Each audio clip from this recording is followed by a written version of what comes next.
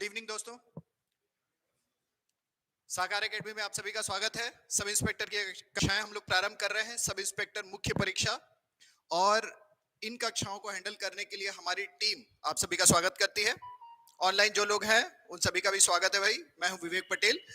सामान्य अध्ययन और सामान्य जागरूकता का पेपर मैं पढ़ाऊंगा, और इसमें भी छत्तीसगढ़ के कुछ हिस्से और जीएस के कुछ हिस्से मुझे पढ़ाने हैं। इसके अलावा ऐसे और पत्र लेखन से संबंधित जो प्रश्न रहेंगे वो आप मुझसे कर सकते हैं। मेरे साथ हैं स्वप्निल तिवारी सर, जो मैथमेटिक्स और रीजनिंग के बारे में आप लोग को बताएंगे। इसके अलावा जीएस के कुछ पोर्शंस पढ़ाएंगे। और हमारे साथ हैं दुबे सर, जो कि लैंग्वेज का पेपर हैंडल करेंगे।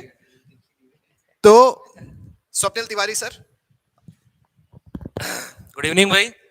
तो ये ऐसा है कि मेंस की क्लास है हमारी, जो पर्टिकुलरली पूरे मेंस में टारगेटेड रहेगी। और जैसा कि सर बताया, मैं मैथ्स रीजनिंग का सब्जेक्ट लूंगा, इसके साथ ही जियोग्राफी और इकोनॉमी, इंडियन और छत्तीसगढ़। ओरिएंटेशन क्लास सर आज शुरू करेंगे। दुबे सर भी अपने सब्जेक्ट के बारे में बताएंगे, लेकिन आज से हमारा टॉपिक शुरू हो जाएगा।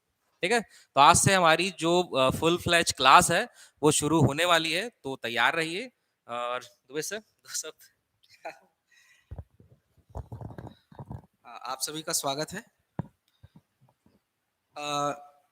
बस अब बाकी सब चीज़ें तो सर लोगों ने बोल ही दिया है। बस हम लोग जब लैंग्वेज की क्लास शुरू करेंगे तो मैं वहाँ आप लोगों को गाइड करूँगा कि लैंग्वेज पढ़ना कैसे है, उसमें नंबर गेन कैसे करना है ना। सिलेबस पे भी चर्चा हो रही है, तो उस पर भी हम लोग क्या करेंगे, चर्चा करेंगे। ठीक है, फिर सर क्लास लेते हैं। तो आप लोग को कभी भी कोई भी डाउट हो तो टीचर से पूछने में बिल्कुल मत झिझकिए, और अपने सारे डाउट्स क्लियर करके, इवन जो ऑनलाइन है वो लोग भी इंस्टेंटली पूछिए, और क्लास के आखिर में आप सभी के डाउट्स को क्लियर किया जाएगा। और कोई भी टेंशन अपने दिमाग में नहीं रखना है। क्लैरिटी बहुत जरूरी है इस एग्जाम के लिए। ठीक है, इसी के साथ अब क्लासेस स्टार्ट करते हैं। Thank you sir.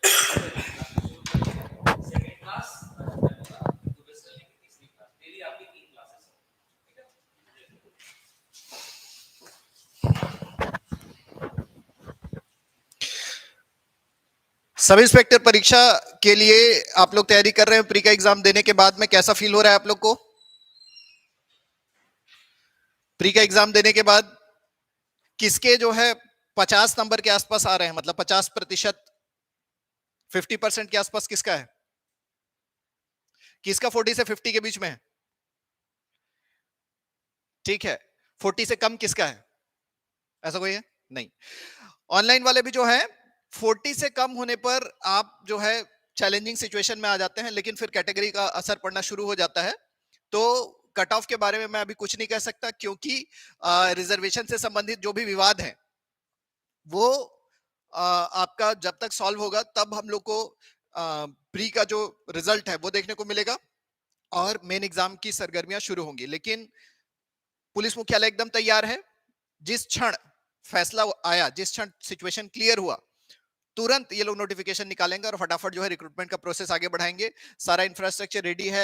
Even medical board और फिजिकल लेने के लिए जो हम लोग बोर्ड बनाते हैं वो भी रेडी है। तो एग्जाम लेने में ज्यादा देरी नहीं होगी।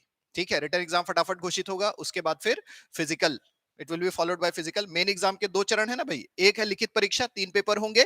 पहला भाषा का पेपर 200 नंबर, दूसरा सामान्य अध्ययन सामान्य जागरूकता का पेपर 200 नंबर, और तीसरा जो है गणित रीजनिंग से संबंधित, जिसको हम लोग पीएससी की भाषा में सी साइड भी कह देते हैं, गणित रीजनिंग का पेपर 200 नंबर। 600 नंबर के ऊपर में आप लोग का इवैल्यूएशन होगा, और पदों की संख्या के 5 गुना लोगों को बुलाएंगे फिजिकल टेस्ट के लिए।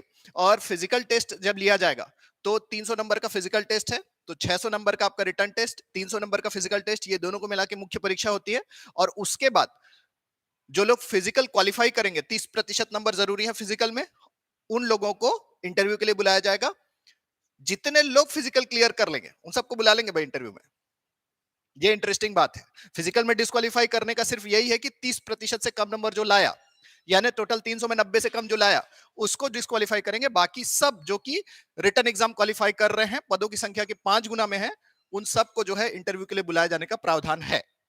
ठीक है, मतलब अगर आपने रिटर्न एग्जाम क्लियर कर लिया, पदों की संख्या के 5 गुना में आ गए, तो बस आपको फिजिकल क्वालिफाई करना है और आप इंटरव्यू देंगे। और उसके बाद फिर आपका एम्पैनलमेंट हो जाएगा। तो बहुत ज्यादा चांसेस हैं कि जो लोग रिटर्न टेस्ट क्लियर करेंगे वही लोग पोस्ट लेकर के जाएंगे। तो रिटर्न टेस्ट क्लियर करना आपका बहुत जरूरी है, सारा दारोमदार इसी पे टिका हुआ है। फिजिकल टेस्ट में आपका जो रैंकिंग है उस पर बहुत गहरा असर पड़ने वाला है, लेकिन आपने अगर तैयारी की है तो न सिर्फ आप क्वालिफाई करेंगे बल्कि बहुत अच्छे मार्क्स भी लेकर के आएंगे। ठीक है, तो अब सब इंस्पेक्टर पद के बारे में थोड़ा सा बात कर लेते हैं। सब इंस्पेक्टर जो है ये मतलब सब इंस्पेक्टर एग्जाम होने से पहले काफी लंबी प्रक्रिया चली है और हमारे सामने जो है 5 कैटेगरी के पद हैं। सूबेदार, सब इंस्पेक्टर, प्लाटून कमांडर, फिर सब इंस्पेक्टर अंगुल चिन्ह फोरेंसिक वाला जो है ना, फिंगरप्रिंटिंग एंड फोरेंसिक्स, और एक सब इंस्पेक्टर साइबर, है ना, और कंप्यूटर। तो साइबर क्राइम और कंप्यूटर के लिए आपको कंप्यूटर से संबंधित एक पेपर देना पड़ेगा मेंस में एडिशनल, और आपका फोरेंसिक और रेडियो से संबंधित जो आपका सब इंस्पेक्टर है और जिसमें क्वेश्चनेबल डॉक्यूमेंट्स वाला जो सब इंस्पेक्टर है उसके लिए आपको साइंस का एक अलग से पेपर देना पड़ेगा। ये दोनों पेपर 200 नंबर के होंगे। तो जो इसके लिए भी क्वालिफाई किए हैं, इसके लिए भी फॉर्म भरे हैं, वो लोग पेपर दे सकते हैं और उनका इवेल्युएशन एक जनरल मेरिट लिस्ट में होगा और एक फिर इसके लिए अलग मेरिट लिस्ट बनेगी, उसके हिसाब से होगा। ठीक है, तो टोटल 3 मेरिट लिस्ट बनेगा, पर हम लोग 3 पेपर का आपको गाइडेंस देने वाले हैं। टेक्निकल पेपर का आप लोग को तैयारी खुद ही करना पड़ेगा अगर आप उसके लिए एलिजिबल है तो, और उसके हिसाब से यहां पर रिजल्ट आएगा। तो 3 मेरिट लिस्ट बनेगा जी रिटन टेस्ट के बाद। फिजिकल सबका कॉमन होगा और इंटरव्यू के पश्चात फाइनल सिलेक्शन का भी 3 मेरिट लिस्ट बनेगा विद वेटिंग लिस्ट। ठीक है, तो आपके पास चॉइस रहेगा, आप जिस जिस बैकग्राउंड से है, जिस जिसके लिए फॉर्म भरा है उस हिसाब से आप एलिजिबल हो सकते हैं। अब सूबेदार जो पद है ये जिला मुख्यालय में जो रक्षित आरक्षित बल होता है और उससे जुड़े हुए जो जिम्मेदारियां होती हैं उनको संभालने के लिए होते हैं। सब इंस्पेक्टर जो है उनकी पोस्टिंग थानों में होती है। ठीक है, इसके अलावा प्लाटून कमांडर जो है वो छत्तीसगढ़ आर्म्ड फोर्सेस जो है, ठीक है, सशस्त्र पुलिस बल, इसमें पोस्टेड रहते हैं, जो विभिन्न बटालियंस में पोस्टेड होती है। अक्सर हमारे जो स्पेशल टास्क फोर्स है जो एंटी नक्सल ऑपरेशन करता है उसके अंदर इन लोग को पोस्टिंग दी जाती है। वैसे तो सामान्य रूप से अलग अलग जगह पे जो वाहिनियां हैं, है ना, बटालियंस हैं, वहां पे इनकी पोस्टिंग रहती है, लेकिन फील्ड में जब इनको भेजा जाता है तो लॉ एंड ऑर्डर और एंटी नक्सल ऑपरेशंस के लिए अक्सर ये जिम्मेदारी संभालते हुए आपको दिखेंगे। ठीक है, इसके अलावा सब इंस्पेक्टर साइबर क्राइम और सब इंस्पेक्टर फोरेंसिक्स, इनके बारे में आपने जितने भी टीवी सीरियल वगैरह देखे हैं, सीआईडी वगैरह, हाँ, उसको आप इमेजिन करना शुरू कीजिए, वैसा ही काम है। ठीक है, तो आपको अच्छा खासा एक्सेस मिलेगा, लेकिन ये काम कुछ टेक्निकल प्रकार का है, इसीलिए वैसा पेपर इसमें रखा गया है और उस हिसाब से आपको ट्रेनिंग भी दी जाएगी। ठीक है, अब अगर आप सेलेक्ट हो जाते हैं तो किसी भी यूनिफॉर्म जॉब में आपको सीधे पोस्टिंग नहीं दी जाती। जैसे आप पीएससी में सेलेक्ट होंगे, नायब तहसीलदार वगैरह बनेंगे, या व्यापम में सेलेक्ट होंगे, तो आपको सीधे जॉब पे बुलाया जाता है, क्योंकि जिस जगह पे खाली है पद वहां पे आप जाएंगे, ज्वाइन करेंगे, पोस्टिंग मिलेगा, वहां से आपका सैलरी बनेगा। ये राज्य सरकार की अकाउंटिंग की समस्या है। पर यूनिफॉर्म सर्विसेज वैसे नहीं होते, अनट्रेंड लोगों को हम लोग सीधे फील्ड में नहीं भेजते हैं। सो आपकी बहुत लंबी ट्रेनिंग चलेगी। कहां है? छत्तीसगढ़ पुलिस अकादमी।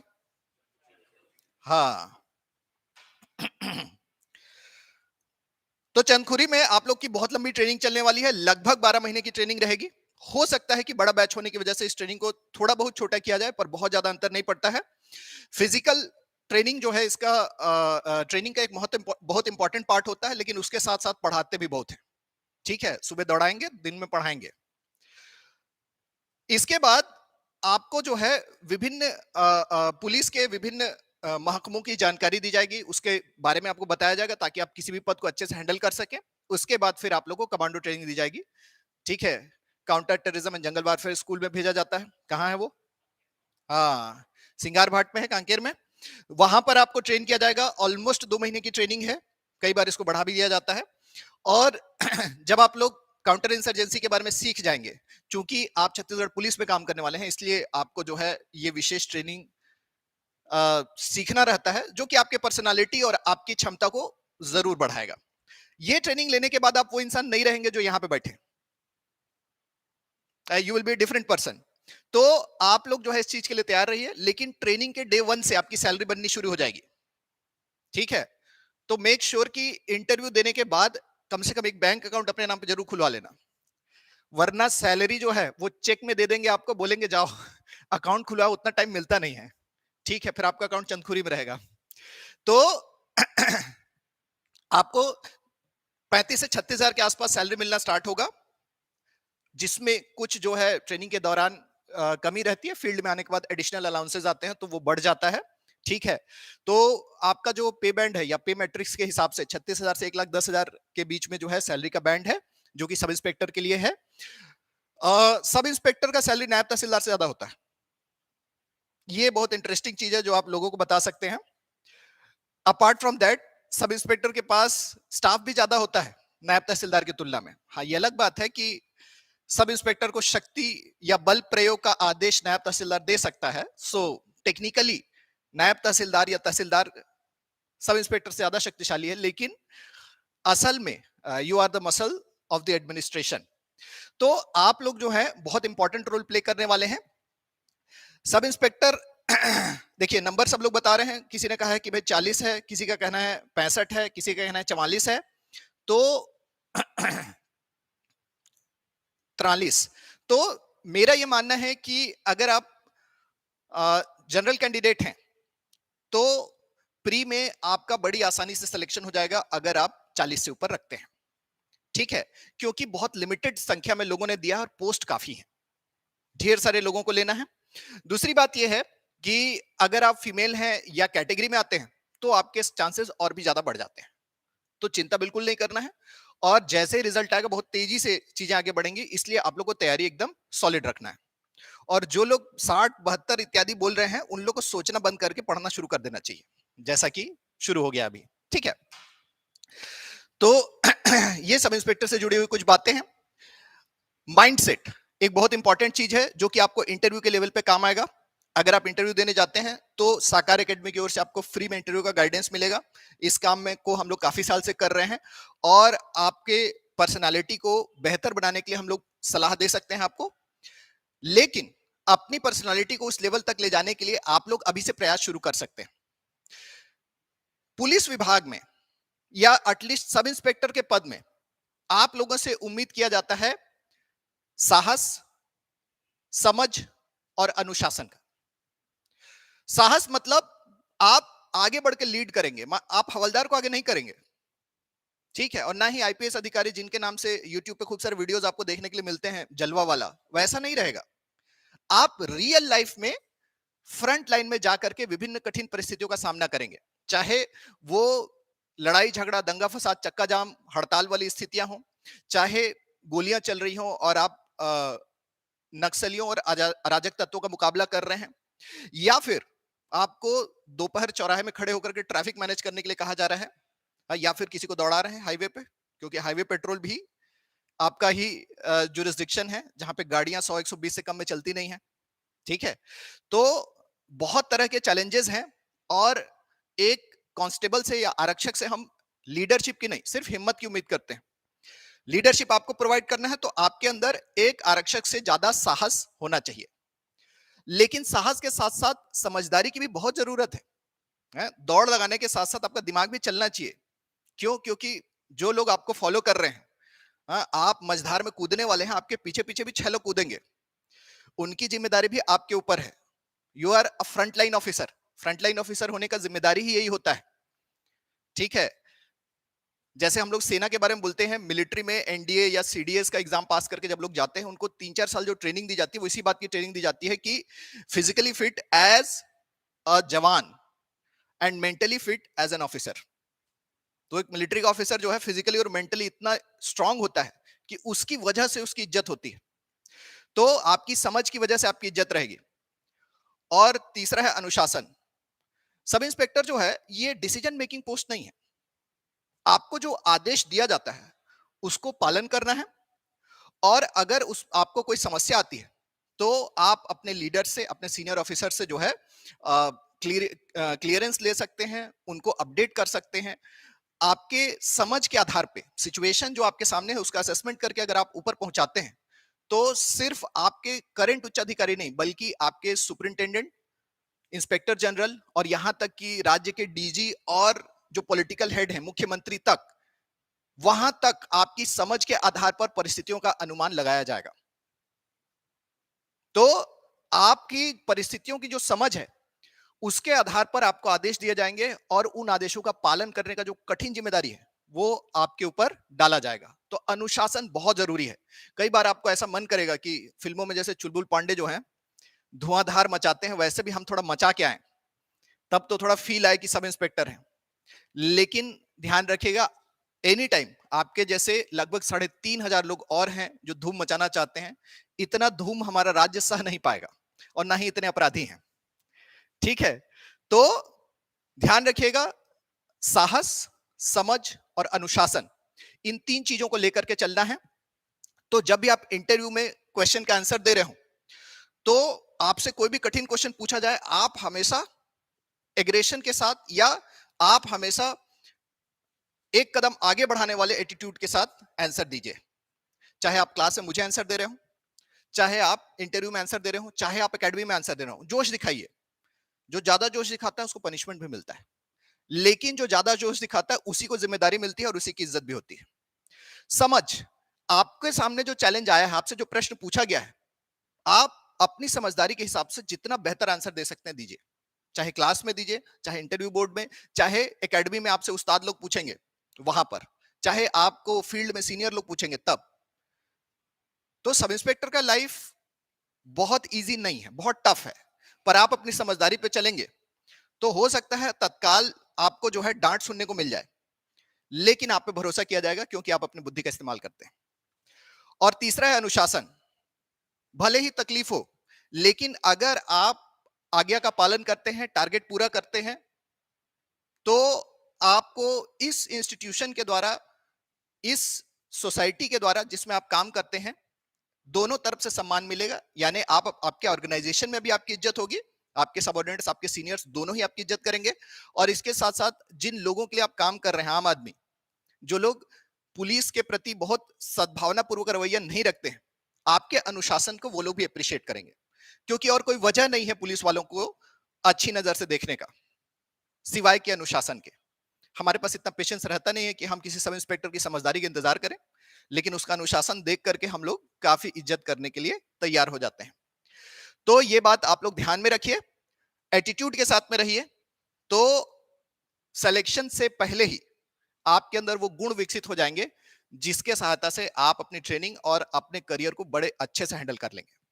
ठीक है, कुछ और क्वेश्चन हैं भाई? ट्रेनिंग कितने दिन का है योगेश? 14 महीने। स्टार्ट कब से है मेंस एसआई बैच? अभी से स्टार्ट हो रहा है। तो देखिए, सब्जेक्ट क्या क्या पढ़ाने हैं। मेरे सब्जेक्ट्स जो हैं वो सेकंड पेपर से संबंधित है। दूसरा पेपर जनरल स्टडीज, सामान्य अध्ययन, जागरूकता। पीएससी के पेपर और सब इंस्पेक्टर के पेपर में थोड़ा सा अंतर है। पीएससी के पेपर में हमको ऐसे लोग चाहिए जो सिचुएशन असेसमेंट और डिसीजन मेकिंग में माहिर हो। सब इंस्पेक्टर के पेपर में हमको ऐसे लोग चाहिए जो सिचुएशन समझ करके, जो उनको दिशा मिल रही है उसमें क्लियर सोच के साथ आगे बढ़ सके। यानी पीएससी में क्वेश्चन कॉम्प्लिकेटेड होंगे, कोड वाले होंगे, घुमावदार होंगे। सब इंस्पेक्टर में क्वेश्चंस साइज में छोटे होंगे, ज्यादा घुमावदार नहीं होंगे और क्लियर कट आंसर दिखने की परिस्थिति बनेगी। ठीक है, तो हमारे जो आम भाषा में कहें, सब इंस्पेक्टर के एग्जाम में जीएस के क्वेश्चन सरल होते हैं।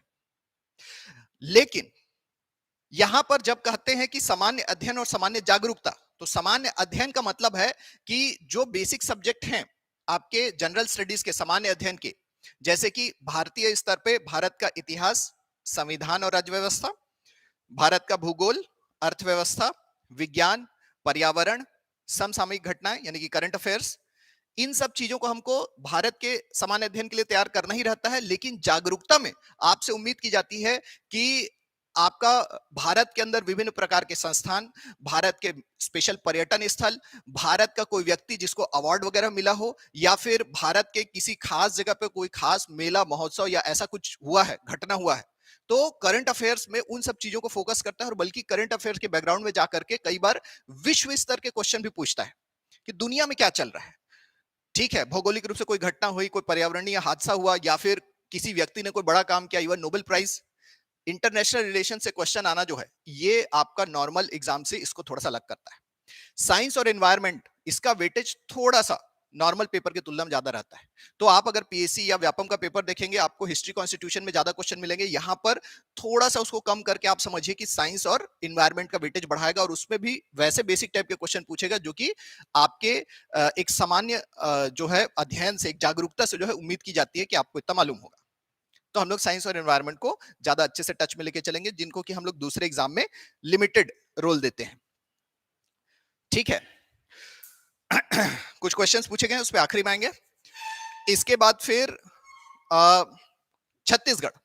इससे पहले छत्तीसगढ़ का वेटेज हमेशा सब इंस्पेक्टर एग्जाम में बहुत कम रहा है, क्योंकि चाहे वो 2008 वाला हो, चाहे वो 2012 वाला हो, कभी भी सब इंस्पेक्टर का फॉर्म भराया है, उस जमाने में छत्तीसगढ़ की बात ज्यादा होती नहीं थी, ना ही उसका सिलेबस इतना डिफाइंड था, नहीं इतनी सारी बुक्स और मटेरियल अवेलेबल थे। तो अभी छत्तीसगढ़ से क्वेश्चंस आएंगे और ढेर सारे आएंगे। तो इसका यह मतलब है कि छत्तीसगढ़ की तैयारी हमारी पक्की होनी चाहिए। छत्तीसगढ़ का भूगोल, वन, खनिज, मिट्टी, कृषि इत्यादि, उद्योग और ऊर्जा वगैरह। इसके अलावा छत्तीसगढ़ में लोक संस्कृति, जनजातीय संस्कृति, छत्तीसगढ़ी भाषा और आपका छत्तीसगढ़ का इतिहास। इसके अलावा पंचायती राज वगैरह भी पढ़ने के लिए है। संभावना यह है कि पंचायती राज वगैरह से क्वेश्चन कम आएगा, लेकिन सरकारी योजनाओं और इकोनॉमिक सर्वे से रिलेटेड एक आध दो क्वेश्चन कूद सकता है। हम ये संभावना अभी तक हासिल कर पाए हैं कि जो दूसरा पेपर है सामान्य अध्ययन और सामान्य जागरूकता का, ये पेपर जो है आपका 200 नंबर का है और क्वेश्चन 100 ही आएंगे। ऑब्जेक्टिव टाइप क्वेश्चन होंगे, 4 ऑप्शन वाले क्वेश्चन होंगे, और नेगेटिव मार्किंग के बारे में कुछ नहीं कहा गया, तो हम ये मान के चल रहे हैं कि नहीं रहेगा। इसका मतलब सारे क्वेश्चन आपको अटेम्प्ट करने हैं, इस मानसिकता के साथ मैदान में उतरना है। ठीक है। और जैसा कि मैंने कहा, क्वेश्चन के साइज छोटे रहेंगे। समय आपको 3 घंटे दिया गया है सामान्य अध्ययन के पेपर के लिए, जबकि हिंदी और आपका मानसिक योग्यता और गणित है ना, तो पहला पेपर और तीसरे पेपर के लिए 2-2 घंटे का समय है। तो गणित के लिए कम और जीएस के लिए ज्यादा है। कुछ लोगों का यह मानना है कि हो सकता है प्रश्नों की संख्या बढ़ जाए, पर हमारी रणनीति नहीं बदलेगी। चाहे वो 100 क्वेश्चन पूछे, चाहे उससे ज्यादा पूछने का वो लोग रणनीति बनाए, हमारी रणनीति चेंज नहीं होगी। रेंज जो है पूरा पूरा सब्जेक्ट का हम लोग सारा कवर करके रखेंगे। ठीक है। तो मुझे पढ़ाना है हिस्ट्री, कॉन्स्टिट्यूशन, साइंस, एनवायरमेंट। ठीक है, ये इंडियन जीएस वाले सेक्शन से, और छत्तीसगढ़ में छत्तीसगढ़ का इतिहास, छत्तीसगढ़ की संस्कृति, जनजातीय संस्कृति, इन सब चीजों का हम लोग अध्ययन करेंगे पहले पेपर में। इससे पहले क्या हुआ है कि जो लैंग्वेज का पेपर हुआ है, पेपर 1, उसमें ऑब्जेक्टिव क्वेश्चन पूछता है ग्रामर और वोकैबुलरी इत्यादि से, यानी कि शब्दों का प्रयोग, वोकैबुलरी और ग्रामर यानी कि व्याकरण से संबंधित प्रश्न पूछे गए हैं ज्यादातर। लेकिन इसके साथ में निबंध हिंदी और अंग्रेजी में, और एक पत्र लेखन जो है वो पूछा गया। पिछले बार का आप पेपर देखेंगे आपको मिलेगा। ठीक है। यद्यपि निबंध जो है वो बहुत छोटा लिखने के लिए कहा गया है, 200-250 शब्दों में निबंध लिखने के लिए कहा गया। पत्र लेखन के लिए तो और भी कम शब्द कहे गए हैं। तो इस तरह से हम लोग को तैयार रहना है कि अगर इस बार भी लिखने के लिए कहता है तो चूकना नहीं है। और 200 शब्द लिखना मतलब एक लॉन्ग आंसर लिखने जैसा है। बस आपको ये प्रैक्टिस होना चाहिए कि आप किसी भी टॉपिक को कैसे चुनेंगे, और मुझे पूरा भरोसा है कि आज भी मैं आपको कोई चीज लिखने के लिए कहूं, आप आराम से लिख सकते हैं। टॉपिक चुनना जो है, यहां से हम लोग स्टार्ट करेंगे, तो वो सेक्शन भी मैं कवर करूंगा, हिंदी और इंग्लिश ऐसे का। ठीक है। तो इस तरह से हम लोग की रणनीति रहेगी। हम लोग कोशिश करेंगे कि जल्द से जल्द सिलेबस खत्म हो, क्योंकि जैसा कि मैंने कहा, मार्च के अंदर में हमारे नए राज्यपाल जो हैं वो आरक्षण के ऊपर विचार करेंगे, हो सकता है फैसला भी ले लें। अप्रैल मई तक सिचुएशन एकदम क्लियर हो जाएगा, तो हम लोग को तेज गति से आगे बढ़ना है। एक और बात, प्री में जो चीजें पढ़े हैं उसके नोट्स को फेंक वेक तो नहीं दिए हैं, पास में रखना भाई। हर चीज नोट करने की जरूरत नहीं है, बहुत सारी चीजें आपको वही मिलेंगी जो प्री में है, और ऑलमोस्ट आप जीएस का तैयारी तो वहीं से कर सकते हैं, कुछ चीजें एडिशनल आएंगी बस। ठीक है।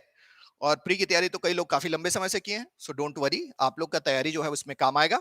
ठीक है। अब देखिए कुछ क्वेश्चंस ले लेते हैं।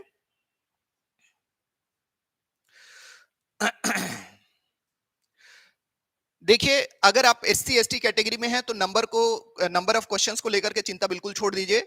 आप क्वालिफाई कर रहे हैं तो उतने में सिलेक्शन हो जाएगा।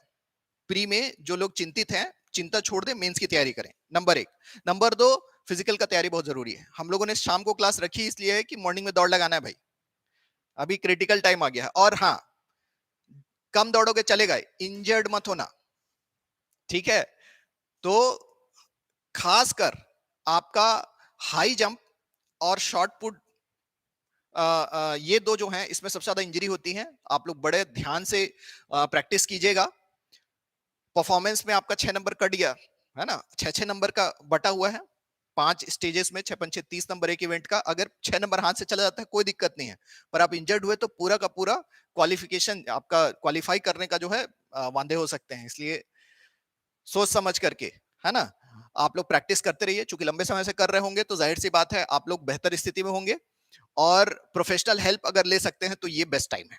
पुलिस ग्राउंड में तो वैसे भी प्रैक्टिस चल ही रहा है, ठीक है। ऑनलाइन में कुछ डाउट रहेगा, ऐसा पुष्पराज ने पूछा, ऑनलाइन में जो भी डाउट रहेगा यहां आप क्वेश्चन डाल दीजिए, आखिरी में मैं उसको चर्चा कर लूंगा। युगेश का कहना है स्टार्टिंग में बस्तर और सरगुजा में ही पोस्टिंग मिलेगा या कहीं भी मिल सकता है? देखिए पूरे राज्य में कहीं भी मिल सकता है। सूबेदार लोग मुख्यतः मुख्यालय में रहते हैं, जिला मुख्यालय में, लेकिन सब इंस्पेक्टर स्थानों में रहते हैं और प्लाटून कमांडर्स को बटालियन में पोस्टिंग दी जाती है और उसके बाद उनको फील्ड में भेजा जा सकता है। तो पोस्टिंग का कोई सिस्टम नहीं है भाई, पोस्टिंग जो है वो गृह मंत्रालय में डिसाइड होता है। इवन डीजी भी डिसाइड नहीं करते हैं उसको, कैबिनेट की मुहर लग करके आती है, कहीं भी हो सकता है पोस्टिंग, ठीक है। नंबर को लेकर के काफी और लोग जो है क्वेश्चंस पूछ रहे हैं। इसके अलावा अगर ऑफलाइन क्लास मिस हो गया तो ऑनलाइन रिपीट हो सकेगा? देखिए हम लोग जो चीजें यहाँ पे पढ़ाएंगे ये आपको मैं ऑफलाइन पढ़ा रहा हूँ, YouTube पे लाइव अवेलेबल है जिसमें लोग अपना डाउट क्लियर कर सकते हैं। आप लोग क्वेश्चन पूछ के डाउट क्लियर कर सकते हैं, मैं क्वेश्चन इधर रिपीट करूंगा ताकि ऑनलाइन वाले भी सुन सकें और उसके बाद फिर उसको क्लियर करेंगे। अब जिन लोगों को ये रिकॉर्डेड लेक्चर चाहिए वो जब ये रिकॉर्ड होगा उसके लगभग 1 हफ्ते या उससे भी कुछ ज्यादा समय में इसको एडिट करके हम लोग फाइनलाइज करेंगे और उसके बाद ये जो है हमारे ऐप पे अवेलेबल रहेगा। तो जो लोग रिकॉर्डेड क्लासेस लेना चाहते हैं उन लोग को ऐप के माध्यम से लेना रहेगा, लेकिन उसको अभी हम लोग डिजाइन नहीं किया, उसमें समय लगेगा, ठीक है। तो अगर कोई फील्ड में हो, कोई बाहर हो और रिकॉर्डेड क्लासेस लेना चाहे तो वो अभी हम लोग से संपर्क कर सकता है, लेकिन एक्चुअल रिकॉर्डेड क्लासेस स्टार्ट होने में थोड़ा सा समय लगेगा। लेकिन यूट्यूब पे लाइव और ऑफलाइन क्लासेस तो स्टार्ट हो रही हैं आज से, ठीक है। और कोई सवाल? हाँ, कट ऑफ के बारे में प्रेडिक्शन करना बेकार है। जैसा कि मैंने कहा SC STs जो हैं वो क्वालिफाई अगर कर रहे हैं तो उतने में हो जाएगा, और अगर या कहना चाहिए कि मिनिमम मार्क्स भी ले आते हैं तो भी आराम से हो जाएगा, और उसके अलावा बाकी सब लोग को 40+, दैट्स इनफ। चलिए मेंस कब तक होगा ये बहुत रहस्यमय बात है। क्लास कितने दिन में खत्म होगा, हाँ ये तो क्लास जैसे जैसे चलेगा उससे पता चलेगा, ठीक है। आप जितना ज्यादा क्वेश्चन करेंगे उतना जल्दी खत्म होगा, और अगर मुझे नहीं पता चलेगा कि कैसा तैयारी हो रहा है तो मुझे ज्यादा पढ़ाना पड़ेगा, ठीक है। तो एक्टिव रहिए, जितना एक्टिव रहेंगे उतना आसानी से हम लोग कोर्स कवर कर लेंगे। आज हम लोग पढ़ेंगे संविधान। संविधान से मैं शुरू कर रहा हूं। तो सामान्य अध्ययन और सामान्य जागरूकता में हम लोग सामान्य अध्ययन सबसे पहले स्टार्ट करेंगे, भारत का सामान्य अध्ययन, और उसके अंदर में संविधान शुरू करेंगे, ठीक है। मेन एग्जाम में नेगेटिव मार्क रहेगा क्या? संभावना है कि नहीं रहेगा। हाँ, टेस्ट सीरीज, देखिए अभी हम लोग टेस्ट सीरीज लॉन्च नहीं किए हैं। अगेन उसका वजह यही है कि क्वेश्चन पेपर का जो डिजाइन है कि ऐसे पहले पेपर में रहेगा कि नहीं, सेकेंड पेपर को 3 घंटा दिया है तो 100 क्वेश्चन का ही रहेगा कि नहीं, उसको हम लोग कंफर्म करने में लगे हुए हैं। एक बार वो क्लियर हो जाए तो टेस्ट सीरीज भी आपके सामने आ जाएगा। देखिए अविनाश, मैंने ये कहा है कि सिलेबस कंप्लीट होने में थोड़ा सा समय लगेगा, ठीक है। ये 2 से 3 महीने तो कम से कम जाएगा ही, ठीक है। तो कम से कम इतना तो मेंटली प्रिपेयर रहिए, और अगर टेस्ट एग्जाम जल्दी घोषित हो जाता है तो हम लोग टाइम बढ़ा देंगे। चलिए आज हम लोग पढ़ेंगे संविधान। संविधान से शुरू करेंगे, ठीक है। सामान्य अध्ययन, भारत के सामान्य अध्ययन में संविधान और राज्य व्यवस्था बहुत इंपॉर्टेंट पार्ट है। तो पहले मैं आपको एक खाका बता दूं कि किन सेक्शंस पे फोकस करना है। भारत का संविधान दुनिया का सबसे बड़ा संविधान है, 395 अनुच्छेदों के साथ जो है, और आपका 12 अनुसूचियां, 4 परिशिष्ट, खूब बड़ा संविधान है। इतना बड़ा संविधान है मतलब पूरा नहीं पढ़ना है, पहले ही अपने दिमाग में रख लें कि पूरा तो पढ़ेंगे नहीं, तो कुछ सेक्टर्स में हम खास फोकस रखेंगे, ठीक है। और जो खास फोकस वाले सेक्टर हैं जहां से मुझे लगता है कि क्वेश्चन आने की संभावना है, उसमें सबसे पहले आता है भाग 5। भाग 5 में आता है संघ संघ का संविधान यानी कि संघीय सरकार, जिसमें कार्यपालिका, विधायिका, न्यायपालिका 3 हिस्से हैं। कार्यपालिका में राष्ट्रपति और उनका मंत्रिपरिषद है। राष्ट्रपति नाम मात्र के और मंत्रिपरिषद वास्तविक शासन। ठीक है, उनसे संबंधित प्रश्न पूछे जाते हैं। राष्ट्रपति का चुनाव, राष्ट्रपति की शक्तियां, राष्ट्रपति के शक्तियों की सीमाएं, राष्ट्रपति का विवेकाधिकार, फिर मंत्रिपरिषद की शक्तियों के बारे में, महान्यायवादी, इन सब के बारे में क्वेश्चन आते हैं। इसके बाद फिर आपका संसद, राज्यसभा और लोकसभा, इनका चुनाव और इनके अंदर जो प्रक्रियाएं चलती हैं, किस किस तरह के प्रस्ताव रखे जाते हैं, वहां से क्वेश्चन आते हैं। और सुप्रीम कोर्ट की शक्तियों से संबंधित खूब सारे प्रश्न आ रहे हैं और सबसे कठिन प्रश्न यहीं से रहते हैं। संसद और सुप्रीम कोर्ट से संबंधित प्रश्न सबसे कठिन रहते हैं। ठीक है, तो हम लोग को सबसे पहले संविधान में भाग 5 को ध्यान में रख के चलना है कि यहीं से सबसे ज्यादा क्वेश्चन आने की संभावना है। यही सरकार के ऑपरेटिंग का तरीका है और जो इसको समझ गया उसको भाग 6 समझने में बिल्कुल देरी नहीं लगेगी। भाग 6 राज्य का संविधान है और एकदम संघ के संविधान जैसा ही काम करता है। इसलिए अगर आप भाग 5 अच्छे समझ गए, भाग 6 में उसी बेसिस पे कॉमन सेंस लगा के आप क्वेश्चन टिक करेंगे। ज्यादा डिफिकल्ट नहीं है। राज्यपाल और विधान परिषद थोड़ा सा अलग है, उनको मैं बता दूंगा। इसके बाद केंद्र राज्य संबंध, भाग 11-12 केंद्र राज्य संबंध, सेंटर स्टेट रिलेशन, यहां से क्वेश्चन पूछे जाने की संभावना बनती है। कुल जमा 6 धाराएं हैं, 6 आर्टिकल्स हैं जहां से क्वेश्चन पूछे जाते हैं 2 भागों में। ठीक है, और अभी आपका जो पीएससी का पेपर हुआ यहां से क्वेश्चन पूछा है भाग 11 और 12। भाग 12 में अनुच्छेद 275 से प्रश्न पूछा है कि अनुदान, ठीक है, केंद्र सरकार राज्यों को विवेकाधीन अनुदान संविधान के किस अनुच्छेद के तहत देती है? आंसर है अनुच्छेद 275। 280 में वित्त आयोग है, वित्त आयोग वाला क्वेश्चन भी आता है भाई। ठीक है, तो इस सेक्शन केंद्र राज्य संबंध को हम लोग थोड़ा सा देखेंगे। ठीक है, और बहुत पर्टिकुलर टाइप के क्वेश्चन आते हैं और रिपीटेशन पे बिल्कुल भरोसा करना है, क्योंकि सब इंस्पेक्टर परीक्षा जो है वो ऐसे समय में हो रही है कि हमारे देश भर में जितने भी पीएससी, जितने भी आपका एसएससी और व्यापम प्रकार के संस्थान हैं दूसरे राज्यों में भी, उन सभी में ढेर सारे क्वेश्चंस का उत्पादन हो रहा है और वो सब हमको अवेलेबल है आज के डेट में। इसका मतलब सब इंस्पेक्टर के लिए ना तो क्वेश्चंस छांटने वाले को नया पेपर बनाने की जरूरत है और ना ही आपको प्रैक्टिस करने के लिए पेपर की कमी है। और जो क्वेश्चंस आपको रिपीट होते हुए दिख रहे हैं, चाहे एमपी यूपी का उठाएं, चाहे एमपी राजस्थान का उठाएं, जो क्वेश्चन आपको रिपीट होते हुए दिख रहे हैं ओवर द इयर्स, छत्तीसगढ़ का ही व्यापम के क्वेश्चंस पिछले सालों को उठाएं, पीएससी तक नहीं जाना है, व्यापम के क्वेश्चंस काफी काम के हैं, तो आपको बहुत सारे क्वेश्चंस जो हैं वो दिखेंगे कि इस टाइप के क्वेश्चन संविधान से पूछे जा रहे हैं। संविधान में नए टाइप के क्वेश्चन नहीं पूछता, पुराने क्वेश्चंस में से ही उठा के पूछता है। क्यों? गलत होने का चांस खत्म हो जाता है और कोई भी क्वेश्चन सेलेक्ट करने वाला गलत नहीं करना चाहेगा, तो प्रीवियस क्वेश्चंस को जो है एकदम पकड़ के रखना है। इसी के बेसिस पे आपका अगर 5 से 6 क्वेश्चन आता है कॉन्स्टिट्यूशन से, तो मैं कह रहा हूं आधे से ज्यादा आपका रिपीटेड क्वेश्चन रहेगा। ठीक है, और उनका मैं अच्छे से प्रैक्टिस कराते जाऊंगा कि भाई ये सब चीजें पूछा है, इसका मतलब आपसे बनेगा। इसके बाद हम लोग भाग 18 आपातकालीन उपबंध, भाग 20 संविधान संशोधन, इन सब पे चर्चा करेंगे। यहां से प्रश्न पूछे जाने की संभावना बनती है और इस तरह से हम, और उसके बाद फिर संविधान की अनुसूचियां, यहां से प्रश्न पूछे जाने की खूब संभावना बनती है। तो ये सब कुछ ऐसे टॉपिक हैं जिनसे कि आपको प्रश्न पूछे जाने की संभावना सबसे ज्यादा रहती है, लेकिन बाकी के टॉपिक्स को भी पढ़ना है, पर आपको अगर लास्ट मोमेंट रिवीजन करना है, दीज आर द थिंग्स। तो इस तरह से फोकस करके अपने मेहनत को दिशा देते हुए हम लोग पढ़ाई करेंगे। ठीक है, तो भारतीय संविधान जो है, भारतीय संविधान अंग्रेजों के कानून से बना है। बहुत सारे प्रीवियस कानून आए थे जिसके माध्यम से अंग्रेजों ने भारतीय संविधान को एस्टेब्लिश किया है, और भारतीय संविधान की कुछ विशेषताएं, कुछ खास बातें हैं जो कि भारत के संविधान को स्पेशल बनाती हैं, जिनके बारे में हमको पता होना चाहिए। पर उससे भी ज्यादा इंपॉर्टेंट चीज यह है कि भारतीय संविधान के पास एक प्रस्तावना है, भारतीय संविधान की प्रस्तावना। अभी इतिहास ये बताता है कि संविधान बनाने के लिए हम लोगों ने एक संस्था बनाई जिसका नाम क्या था? संविधान सभा। ठीक है, ब्रिटिश सरकार और भारत के नेताओं के बीच में बातचीत चली। ब्रिटिश लोग बोले आजादी ले लो, भारत वाले बोले हाँ हम तो बोल ही रहे थे, आपको देर से समझ में आया तो दे दो आजादी। तो ब्रिटिश लोगों ने बोला कैसे शासन करेंगे आप लोग, कुछ सोचे हैं? तो नेता लोग बोले, यहां पे सिर्फ एक एक पार्टी नहीं है, सारी पार्टियों के हैं। तो नेता लोग बोले देखिए हम लोग ये सोचे कि अपने देश का एक संविधान बनाएंगे। ठीक है, कैसे बनाएंगे इस बारे में थोड़ा विचार करना है। तो अंग्रेज लोगों ने कैबिनेट मिशन भेजा।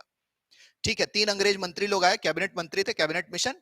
इन्होंने एक प्लान दिया, कैबिनेट मिशन प्लान। उसके तहत भारत में संविधान सभा का इलेक्शन हुआ 1946 में। ठीक है, तो मई 1946 में कैबिनेट मिशन का प्लान आया। अक्टूबर तक जो है वो चुनाव संपन्न हो गए और संविधान सभा की बैठक होनी थी। तो 9 दिसंबर को संविधान सभा की बैठक हुई। ठीक है, संविधान सभा के लोगों ने शपथ लिया और बोला कि अब भारत का संविधान बनाएंगे। 11 दिसंबर को राजेंद्र प्रसाद को संविधान सभा का अध्यक्ष चुन लिए बहुमत से, और 13 दिसंबर को जवाहरलाल नेहरू ने उद्देश्य प्रस्ताव रखा। तो 13 दिसंबर 1946 संविधान सभा की तीसरी बैठक में जवाहरलाल नेहरू ने एक उद्देश्य प्रस्ताव रखा। यह उद्देश्य प्रस्ताव जो है, ऑब्जेक्टिव रेजोल्यूशन, ये डेट पूछता है। ठीक है, 13 दिसंबर 1946 को जवाहरलाल नेहरू ने एक उद्देश्य प्रस्ताव रखा और इन्होंने बोला कि हम लोग अगर सब मिलकर संविधान बनाना चाहते हैं तो संविधान कैसा होना चाहिए, किन उद्देश्यों की पूर्ति के लिए हम संविधान बनाएंगे, किन चीजों का उसमें प्रावधान करेंगे, इसके बारे में हमको एक सोच होनी चाहिए, एक नजरिया होना चाहिए कि ये रखना है भाई। ठीक है, कैसे रखेंगे वो बाद में देखेंगे, क्या रखेंगे वो देखेंगे। तो संविधान में क्या होना चाहिए, ये उद्देश्य प्रस्ताव में रखा गया। तो जवाहरलाल नेहरू ने कहा देखिए हम लोग संविधान ऐसा बनाएंगे कि लोगों को मिले आजादी, स्वतंत्रता, लोगों को मिले समानता, लोगों को न्याय प्राप्त हो, समाज में जो भेदभाव है, बुराइयां हैं, उनको हम लोग खत्म करने का प्रयास करेंगे, ऐसा संविधान बनाएंगे। और हम लोग जो है भारत को एक झंडे तले, एक संविधान के तले इकट्ठा रखने के लिए लोगों के बीच भाईचारा डेवलप करने का भी काम करेंगे, क्योंकि भारत जितना विविध कोई देश है नहीं। ठीक है, तो इन सब उद्देश्यों को लेकर के जब हम लोग संविधान बनाना शुरू किए तो बहुत सारे समितियां बनाई गई। समिति लोग अपने अपने आइडियाज लेके आए। बी.एन. राव संविधानों का पूरा ढांचा लेकर के आए, चर्चाएं हुई। बी.आर. अम्बेडकर की अध्यक्षता में जो है आपका एक ड्राफ्टिंग कमेटी बनी जिन्होंने फाइनल ड्राफ्ट तैयार किया। फिर उस पर धारावार जो है बहस शुरू हुई और फाइनली 26 नवंबर 1949 को हमारा संविधान रेडी हुआ और उस दिन सबने साइन किया। लेकिन ध्यान देने की बात यह है कि उद्देश्य प्रस्ताव जो है वो सिर्फ शुरुआत के लिए ढांचा था। जैसे बिल्डिंग बनाते हैं तो टेका दिए रहते हैं लकड़ी का और उसके ऊपर ढाल देते हैं, उसके बाद टेका को हटा देते हैं। तो ये उद्देश्य प्रस्ताव वैसे टेका देने जैसा था और एक्चुअल जब संविधान बन गया तो इसको हटा दिए। लेकिन इस विषय पे चर्चा शुरू हुई कि जब हम लोगों ने इसको ध्यान में रख करके पूरा संविधान ही बना डाला तो इसको भी संविधान में रखते हैं ना। और तब हमने ऑस्ट्रेलिया के संविधान का अध्ययन किया, वहां से एक लैंग्वेज का हम लोग को खाका मिला और प्रस्तावना या प्रियम्बल या उद्देशिका का जो है जन्म हुआ। यह संविधान के बन जाने के बाद इसका प्रस्ताव आया और इसको बहस के बाद पारित किया गया। तो एक्चुअल में उद्देश्य प्रस्ताव से संविधान बनना शुरू हुआ और संविधान बनने के बाद उद्देशिका या प्रस्तावना को जो है अलग से पारित किया गया और संविधान में जोड़ा गया। और 26 नवंबर को जब संविधान बन के रेडी हुआ, जब साइन करने के लिए आया, तो प्रस्तावना सबसे शुरुआत में थी, प्रियम्बल, ओपनिंग, उद्देशिका। तो लोगों ने यह सवाल उठाया कि क्या यह संविधान का अंग है, और वही सवाल आज भी चल रहा है। ठीक है, आपको रिटन टेस्ट में वो ऐसे लिखने के लिए इस पे आ जाता है कि भाई क्या उद्देशिका संविधान का अंग है कि नहीं है, तो कैसे है, नहीं है तो क्यों नहीं है, आप उस पर बहस कीजिए। तो पहला प्रश्न यही पूछता है कि क्या उद्देशिका, प्रस्तावना को उद्देशिका भी कहते हैं, क्या उद्देशिका प्रियम्बल जो है ये संविधान का अंग है कि नहीं। तो जो कहानी में सुनाया उसका मतलब यही था कि हमने संविधान बनने के बाद अलग से इसको पास किया लेकिन संविधान में जोड़ दिया, इसलिए यह संविधान का अंग है। दूसरी बात यह है कि प्रस्तावना या उद्देशिका संविधान का अंग इसलिए भी है क्योंकि इसमें जो शब्द लिखे हैं वो संविधान के उद्देश्य को स्पष्ट करते हैं। ये किताब की प्रस्तावना जैसा नहीं है कि लेखक को कुछ मन लगा और वो लिख दिया। उद्देशिका जो है वो संविधान के उद्देश्यों को स्पष्ट करती है और इसके बिना हम लोग संविधान की व्याख्या नहीं कर पाएंगे। संविधान के विभिन्न अनुच्छेदों को, अनुच्छेद आर्टिकल 1, 2, 3, 4 जो रहता है, विभिन्न अनुच्छेदों को लेकर के झगड़ा हो जाता है, एक बोलता है ऐसा होगा, दूसरा बोलता है वैसा होगा। सही मतलब संविधान के अनुच्छेदों का क्या है, संविधान के शब्दों का सही मतलब क्या है, वो अगर हम लोग खोजने जाते हैं तो उसको समझने में उद्देशिका हमारी मदद करती है। तो उद्देशिका संविधान का अंग है, क्योंकि नंबर एक, उद्देशिका जो है यह संविधान का उद्देश्य स्पष्ट करती है। नंबर दो, संविधान की व्याख्या करने के लिए हम उद्देशिका का इस्तेमाल करते हैं। कोई भी कंफ्यूजन हो उसको दूर करने के लिए हम किसका इस्तेमाल करेंगे, उद्देशिका का इस्तेमाल करेंगे। इसलिए यह बहुत इंपॉर्टेंट अंग है। और इसका आइडिया जो है यह शुरू हुआ था नेहरू के उद्देश्य प्रस्ताव से, और फाइनली ऑस्ट्रेलिया के संविधान से हमने इसकी भाषा ली, और एक लाइन में यह शुरू होता है और उसी लाइन में खत्म हो जाता है। ठीक, और यह बेहतरीन मतलब शब्दों का खेल है। यहां पर जो शब्द इस्तेमाल किए गए हर एक का मतलब है, और इसका हर एक शब्द संविधान की एक विशेषता भी है। तो दो टॉपिक एक साथ कवर होते हैं। ठीक है, तो आपका भारत के संविधान की प्रस्तावना यह कहती है कि हम भारत के लोग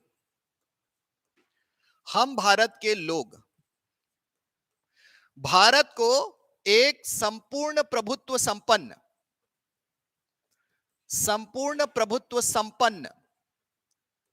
फिर क्या है, समाजवादी, पंथ निरपेक्ष, ठीक है, फिर लोकतंत्रात्मक, और फाइनली गणराज्य बनाना चाहते हैं। ठीक, तो हम भारत के लोग, ये पहला पार्ट है संविधान की उद्देशिका का। भारत को कैसा बनाना चाहते हैं, भारत को हम बनाना चाहते हैं संपूर्ण प्रभुत्व संपन्न, समाजवादी, पंथ निरपेक्ष, लोकतंत्रात्मक, गणराज्य, ये सारा हम बनाना चाहते हैं। तो ये बात यहां पे रखी गई है। तो संविधान की उद्देशिका या प्रस्तावना यह कहती है कि हम भारत के लोग, यानी संविधान को बनाया किसने, भारत के लोगों ने। संविधान सभा ने संविधान को बनाया, यह बात सही है, लेकिन संविधान आज की डेट में भी काम कर रहा है, क्योंकि हमारे पूर्वजों ने जो बनाया और हमको दिया, हम ये मानते हैं कि हम ही ने बनाया, मान लिया। ठीक है, ये बिल्कुल वैसी है कि पूर्वजों ने पेड़ लगाया, ये दादाजी ने लगाया था, ये उनका पेड़ था, फिर पिताजी का पेड़ हो गया, फिर हमारा पेड़ हो गया, अब हम इसके आम खाएंगे, है हमारा ही है, किसने उगाया, हम ही ने उगाया, हमने भी पानी दिया है। ठीक है, हम 40 साल पहले नहीं थे, लेकिन आज तो है। तो हम भारत के लोग, तो संविधान के निर्माता भारत के लोग हैं, हमने बनाया है। ठीक, दूसरी बात, संविधान तो एक पुस्तक है, मुर्दा चीज, तो लोग संविधान का पालन करें, ये उनको प्रेरणा कहां से मिलेगी। तो सीधी सी बात है, चूंकि हमने बनाया इसलिए हम ही इसको फॉलो करेंगे। ठीक, तो संविधान के निर्माता भी हम हैं, संविधान की शक्ति का स्रोत भी हम ही हैं, भारत के लोग। और इसका मतलब है कि भारत में किसकी चलती है, हमारी चलती है, यानी पब्लिक की चलती है। ठीक, जनता की। तो तीन तरह के क्वेश्चन यहां से पूछे जाते हैं। नंबर एक, भारत के संविधान का निर्माण हम भारत के लोग, भारत की जनता ने किया है। दूसरा, हम भारत के लोग शब्द का पहला मतलब है संविधान का निर्माण जनता ने किया है। नंबर दो, भारत में संविधान की शक्ति का स्रोत, हम सबको संविधान को फॉलो क्यों करना चाहिए, क्योंकि सब करते हैं इसलिए हमें भी करना चाहिए। तो संविधान की ताकत का स्रोत जनता है, हम भारत के लोग। और तीसरी बात, भारत में आपका अंतिम प्रभुसत्ता यानी फैसला लेने की असली ताकत जनता के पास में। ये वोट डाल करके सरकार चुनने वाली बात नहीं कह रहे हैं, ये कह रहे हैं कि भारत में कोई भी व्यक्ति ये नहीं कह सकता कि मैं भारत हूं या मैं जो फैसला करूंगा वही चलेगा, दूसरा कोई बोलेगा नहीं चलेगा, ऐसा नहीं।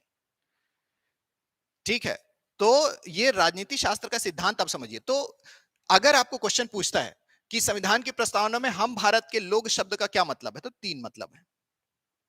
तो ऐसा क्वेश्चन पूछेगा, निम्नलिखित में से हम भारत के लोग शब्द का निम्नलिखित में से कौन सा अर्थ नहीं होगा, ए, बी, सी, डी, डी में डाल देगा उपरोक्त में से कोई नहीं। ठीक, तो इस तरह से या उपरोक्त सभी, ऐसे डाल देगा। तो आप लोग को ध्यान रखना है कि तीन तीन मतलब हैं इसके। तो इसका मतलब प्रस्तावना बहुत इंपॉर्टेंट है भाई। अब जब इतना इंपॉर्टेंट है तो संविधान से अलग नहीं है, ये संविधान का ही हिस्सा है।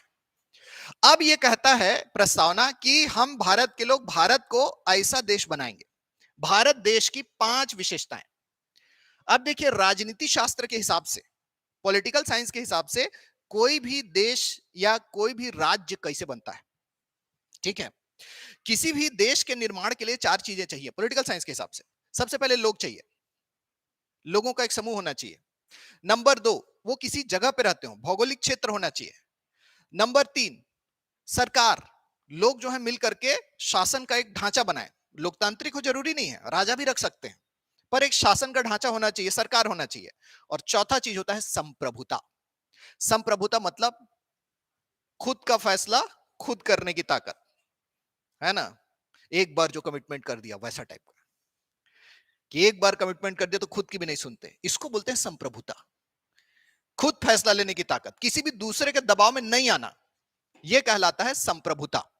तो किसी भी लोगों के समूह में किसी भी लोगों के समूह के पास अपना एक जगह है, उनके पास एक सरकार है और खुद का फैसला खुद ही लेते हैं, दूसरों से प्रभावित नहीं होते, दूसरों के दबाव में नहीं आते, तो वो कहलाते हैं राज्य या देश। ठीक। तो हम लोग भारत देश को संपूर्ण प्रभुत्व संपन्न बनाएंगे। ये इस टेरिटरी में रहने वाले हम सब, हमने एक सरकार बनाई है, लेकिन असली पावर जो है वो हमारे देश के लोगों के पास ही रहेगा। हम अमेरिका, चाइना, रशिया या किसी के भी दबाव में आके काम नहीं करेंगे। और मोदी जी इस बात को साबित भी कर रहे हैं, घूम घूम के बोल रहे हैं हम लोग किसी से डरते नहीं है। इसको बोलते हैं संप्रभुता को प्रदर्शित करना, दिखाना कि हमारा पावर हमारे हाथ में है। इसी को इंग्लिश में कहते हैं सॉवरेंटी और हिंदी में कहते हैं इसको संप्रभुता। तो संप्रभुता का मतलब अपना फैसला खुद करने की ताकत, संप्रभुता का मतलब सुप्रीम पावर। ठीक। तो संप्रभुता को आप लोग लिख लीजिए इंग्लिश में, सुप्रीम पावर, इससे ऊपर कोई नहीं। तो हम भारत को ऐसा देश बनाएंगे जो अपने बारे में फैसला करने के मामले में आजाद हो, अपना फैसला खुद करे। ठीक। जिसमें सुप्रीम पावर अपने देश में ही रहे, हम लोग किसी गुलाम नहीं है। ठीक। तो हम भारत को बनाएंगे संपूर्ण प्रभुत्व संपन्न, सोवरीन या संप्रभुता युक्त, यानी अपना फैसला खुद करेंगे, प्रभु हैं हम, अपने जगह के हम मालिक हैं। ठीक। दूसरी बात, हम भारत को बनाएंगे समाजवादी। हमारे सुप्रीम कोर्ट में ये एक केस आया, उसमें कहा गया कि भारत में बहुत समाजवादी समाजवादी कर रहे हैं, है ना। नीति भाग 4 में भी समाजवाद का बात किया गया है, इधर भी समाजवाद। तो समाजवाद आखिर है क्या? क्या हम लोग को रशिया और चाइना जैसे कम्युनिस्ट पार्टी का शासन स्थापित करना चाहिए? भारत कम्युनिस्ट पार्टी वाले तो खुश हो गए लेकिन यह सवाल जब पूछा गया तो सुप्रीम कोर्ट में हमारे जो चीफ जस्टिस थे पीबी गजेंद्र गडकर, इन्होंने एक बहुत ही बढ़िया यहां पे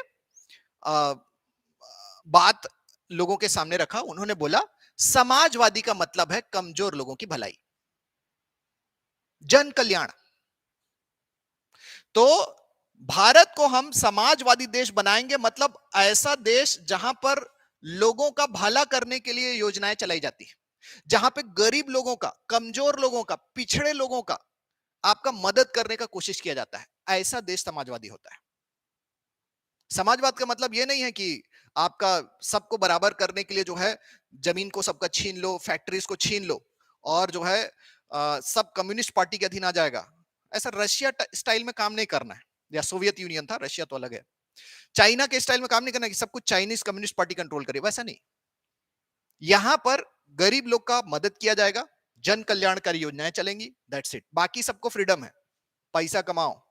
अब मोदी जी बोल रहे हैं वेल्थ क्रिएशन करना है, तो समाजवादी और वेल्थ क्रिएशन मतलब अमीर बनना, पूंजीवादी व्यवस्था। तो समाजवादी और पूंजीवादी कैसे चलेगा? तो मोदी जी इस चीज को स्पष्ट भी करते हैं कि भाई गरीब लोग का मदद करेंगे, वो समाजवाद है, और बाकी सबको पैसा कमाने के लिए मुक्त बाजार व्यवस्था देंगे, वो पूंजीवाद है। मिश्रित अर्थव्यवस्था, तो हमारे देश में समाजवादी व्यवस्था का मतलब है जन कल्याण, लेकिन हमारी अर्थव्यवस्था समाजवादी नहीं है, मिश्रित अर्थव्यवस्था है। ठीक। समाजवाद और पूंजीवाद दोनों का संगम है। अगला है पंथ निरपेक्ष।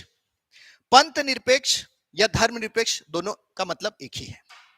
दोनों का सेम मतलब है। तो अगर कहीं पे क्वेश्चन पूछे पंथ निरपेक्षता का अर्थ है धर्मनिरपेक्षता, ठीक है, लोकतंत्र, समाजवाद ऐसे करके, तो पंथ निरपेक्षता इज इक्वल टू धर्मनिरपेक्षता। और मतलब आप लोग समझ ही रहे हैं। आजकल इस पे काफी चर्चा भी हो रही है क्योंकि राजनीति में धर्म का काफी इस्तेमाल किया जा रहा है, सोशल मीडिया पे भी धर्म छाया हुआ है। पंथ निरपेक्ष का मतलब बहुत सिंपल है। पंथ निरपेक्ष या धर्म निरपेक्ष मतलब सरकार का अपना कोई धर्म नहीं होगा। मोदी जी हिंदू हैं, पर मोदी जी जब प्रधानमंत्री बनते हैं तो वो ये दिखाने नहीं जाते हैं कि मैं हिंदू हूं, वो ये बोलते हैं कि मैं प्रधानमंत्री हूं। प्रधानमंत्री का धर्म नहीं होता, राष्ट्रपति का धर्म नहीं होता, वो धर्म घर पे छोड़ के आते हैं। ठीक, अर्थात मोदी जी जब प्रधानमंत्री ऑफिस में बैठते हैं तो धर्म को वो अपनी पॉलिसी मेकिंग का हिस्सा नहीं बनाते। लोगों के लिए काम करते हुए, पब्लिक ऑफिस संभालते हुए धर्म उनका डिसीजन मेकिंग में काम नहीं आता, धर्म को नहीं सोचते। लेकिन जैसे ही घर जाते हैं, उसके बाद मंदिर में पूजा कर रहे हैं, टीका लगा रहे हैं, गंगा आरती कर रहे हैं, ठीक है, बनारस का वो जो है काशी विश्वनाथ का पूजा करके आ रहे हैं, बनारस के सांसद हमें क्यों नहीं करेंगे, वो चलेगा। तो दो बातें क्लियर हुई। नंबर एक, सरकार का कोई धर्म नहीं होता, सरकार सभी धर्मों के साथ एक बराबर व्यवहार करती है। और दूसरी बात, धर्म प्राइवेट चीज होता है। अपने खाली समय में, अपने निजी समय में आप धर्म का इस्तेमाल कीजिए, निजी काम में कीजिए। पब्लिक लाइफ में, यानी अगर आप सरकारी काम कर रहे हैं या फिर आपको देश के लिए कोई जिम्मेदारी निभानी, वहां पर धर्म का कोई रोल नहीं है। तो दो बातें हैं, सरकार का कोई धर्म नहीं होता, यानी सरकार सर्वधर्म समभाव पे काम करती है, सभी धर्म बराबर है। और दूसरी बात है, धर्म प्राइवेट चीज है, व्यक्तिगत है, और व्यक्तिगत धर्म अपनाने का सबको अधिकार है। अगला पॉइंट है लोकतंत्रात्मक।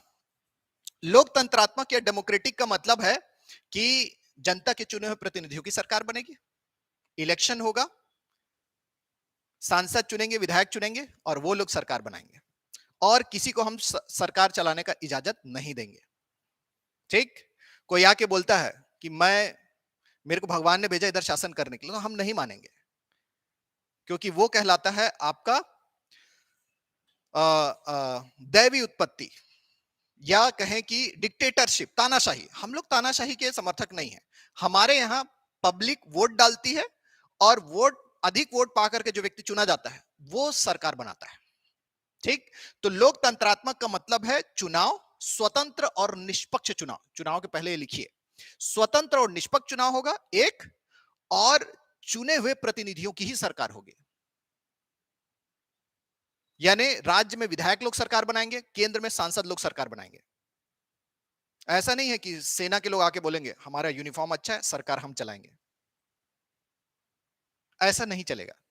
जनता के चुने हुए प्रतिनिधि ही सरकार चलाएंगे, राज्य में भी, केंद्र में भी, यहां तक कि गांव में, पंचायत में भी। और उसमें भी एक छोटा सा कॉन्सेप्ट आता है, बहुमत। भरोसे की बात है यहां पे, विश्वास की बात। तो बहुमत जिसके पास रहेगा, जनता के प्रतिनिधियों में भी बहुमत जिसके पास रहेगा, वो सरकार चलाएगा। तो स्वतंत्र और निष्पक्ष चुनाव नंबर 1, लोकतंत्र का पहला लक्षण। दूसरा लक्षण, प्रतिनिधियों की सरकार। और तीसरा लक्षण, बहुमत। ये तीन चीज होना जरूरी है। तीनों में से एक भी नहीं रहा तो समझिए कि लोकतंत्र है नहीं, बेवकूफ बनाया जा रहा है। ठीक, चाइना वाले बोलते हैं हमारे यहां मस्त इलेक्शन होता है, कम्युनिस्ट पार्टी वाले कैंडिडेट खड़ा करते हैं, कोई उनका विरोध नहीं करता। तो देखिए हमारे कितना डिसिप्लिन होता है, कोई भगदड़ नहीं, कुछ नहीं, चुनाव एकदम बढ़िया होता है। इसको चुनाव नहीं बोलते हैं। चुनाव मतलब कंपटीशन होना चाहिए, लोगों को चॉइस मिलना चाहिए, वो है असली लोकतंत्र, वो इंडिया में है। और इसके बाद है गणराज्य। गणराज्य का मतलब है कि आम आदमी से कोई भी उठ करके भारत देश का मुखिया बन सकता है। भारत का राष्ट्रपति जनता में से ही कोई होगा। ठीक, गण का मतलब होता है आम आदमी, राज्य का मतलब सरकार। तो आम आदमी में से ही कोई व्यक्ति सरकार चलाएगा। गणराज्य का मतलब आम आदमी राष्ट्रपति भी बन सकता है, और राष्ट्रपति आम आदमी होगा। दोनों का सेम मतलब है। आपकी उम्र हो गई 35 साल, बन सकते हो आप राष्ट्रपति। अब बहुत सारे लोग बोलते 35 साल हो गया, आप एग्जाम नहीं देंगे, अब तो बुढ़ा गए। राष्ट्रपति तो बन ही सकते हो, वहां तो शुरू हो रहा है अभी। तो आप में से कोई भी राष्ट्रपति बन सकता है, और राष्ट्रपति हमेशा आम आदमी होगा। और राष्ट्रपति का पद आप देखिए, देश का सबसे ऊंचा पद है, लेकिन किस तरह के लोगों ने उसको हैंडल किया है। आपको विविध बैकग्राउंड से लोग मिलेंगे, नॉर्थ इंडिया से, साउथ इंडिया से, हिंदू, मुस्लिम, सिख, ठीक है, आपको मिलेंगे, ईसाई यद्यपि अभी तक नहीं बन पाए हैं, अलग अलग पार्टियों के लोग मिलेंगे, अलग अलग क्षेत्रों बैकग्राउंड के लोग मिलेंगे। और हमारी वर्तमान राष्ट्रपति कौन है? द्रौपदी मुर्मू। क्या क्या खास बात है जब वो राष्ट्रपति बनी थी? क्या खास कहा गया था उनके बारे में? पहली, हाँ, पहली आदिवासी महिला है, पहली आदिवासी महिला है जिनको की राष्ट्रपति बनाया। इससे पहले दलित राष्ट्रपति थे, इससे पहले महिला राष्ट्रपति थे, इससे पहले मुस्लिम राष्ट्रपति थे, सॉरी प्रणब मुखर्जी राष्ट्रपति थे, उससे पहले आपके जो है मुस्लिम राष्ट्रपति एपीजे अब्दुल कलाम रहे थे। और ये पहली बार नहीं है, भारत के पास तो 3-3 मुस्लिम राष्ट्रपति हैं, ठीक है।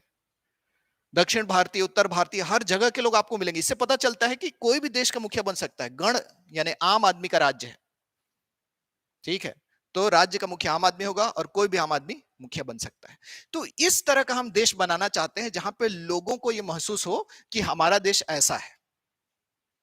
तो ये सब हमारे देश की विशेषताएं हैं। क्वेश्चन ये पूछ सकता है कि भारतीय संविधान की प्रस्तावना में निम्नलिखित में से कौन सी भारत की विशेषता नहीं बताई गई है? तो इनमें से जो नहीं है वो विशेषता नहीं, और जो इनमें से है वो है। इसका मतलब क्या है ये पूछेगा, आपको एक लाइन में मतलब पता होना चाहिए, आप तुरंत उस पर टिक लगाएंगे कि पंथ निरपेक्ष शब्द का क्या मतलब है। अंतिम बात, समाजवादी और पंथ निरपेक्ष ये दोनों शब्द जो है 42वें संविधान संशोधन में जोड़े गए 1976 में। 42nd अमेंडमेंट ये पूछता जरूर है। तो ओरिजिनल संविधान 26 नवंबर 1949 वाला था, उसमें भारत की 3 विशेषताएं थी: संपूर्ण प्रभुत्व संपन्न लोकतंत्रात्मक गणराज्य। और आज के संविधान में 5 विशेषताएं हैं: संपूर्ण प्रभुत्व संपन्न, समाजवादी, पंथ निरपेक्ष, लोकतंत्रात्मक गणराज्य। ये समाजवादी और पंथ निरपेक्ष 42वें संशोधन में शामिल हुए हैं 1976 में, जिसको लघु संविधान भी कहते हैं। काफी परिवर्तन होते हैं संविधान में। तो चलिए आज की क्लास यहीं पे समाप्त करते हैं। Any more questions? कल हम लोग प्रस्तावना को आगे बढ़ाएंगे और संविधान की विशेषताओं पर चर्चा करेंगे, ठीक है? ओके।